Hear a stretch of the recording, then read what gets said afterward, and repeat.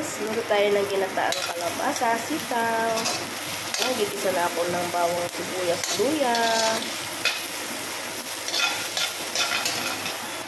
Ayan, lagyan natin yung hipon. Ayan, isa muna natin sa luya ang hipon. Ayan po. Hawain ko muna. Ayan, hinango ko muna yung hipon.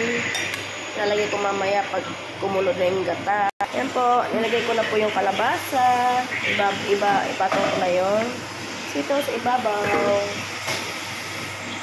Ayan, para po maluto. Ayan. Tumiim yung gata. Ayan po, malapit na maluto yung gulay, kaya ilagay na natin yung hinango kong hipon para po lumasa yung ating mga gulay. Ayan po, hintayin natin ang kumulo ng kumulo. Ayan po, guys, ayan, luto na siya. Ayan. Ito ba? Sarap. Ayan. Thanks for watching, guys.